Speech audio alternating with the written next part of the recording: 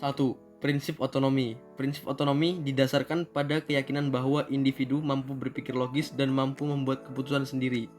Otonomi merupakan hak kemandirian dan kebebasan individu yang menuntut perbedaan diri. Contoh prinsip otonomi.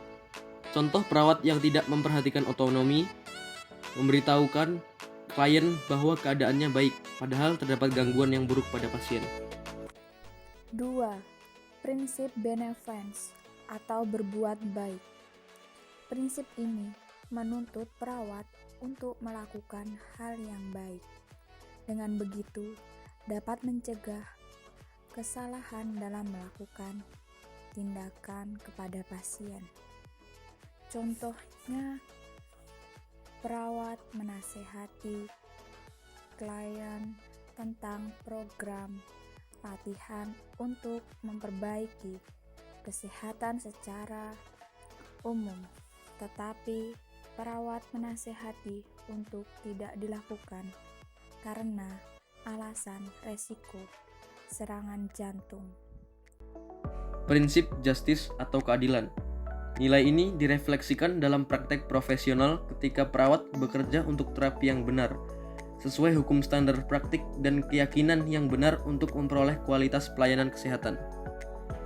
Contoh prinsip justice atau keadilan. Ketika perawat dinas sendirian dan ketika itu ada 2 pasien yang memerlukan perawat, di sini perawat harus memberikan keadilan dengan mempertimbangkan keadaan pasien. Pasien yang diberikan pertolongan terlebih dahulu adalah pasien yang memiliki keadaan darurat. Di sini perawat tidak boleh membedakan pasien. 4. No malfeasance, tidak merugikan. Prinsip ini berarti tidak menimbulkan cahaya atau cedera fisik dan psikologis pada klien.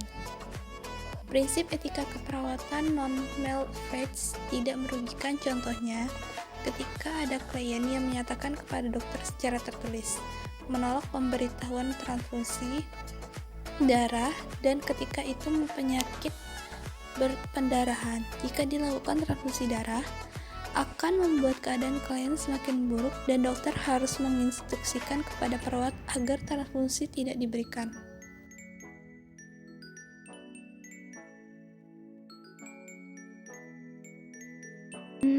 Fidelity, menepati janji. Tanggung jawab besar seorang perawat adalah meningkatkan kesehatan, mencegah penyakit, memulihkan kesehatan, dan meminimalkan penderitaan klien.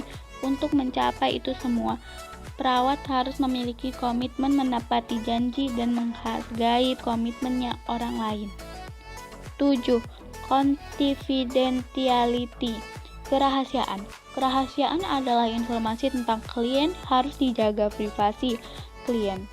Dokumentasi tentang keadaan kesehatan tentang klien hanya bisa dibaca di dalam pelayanan kesehatan untuk mengobati dan meningkatkan kesehatan klien.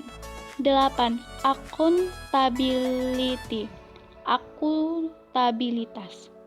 Akuntabilitas adalah standar yang pasti bahwa tindakan seseorang profesional dapat dinilai dalam situasi yang tidak jelas.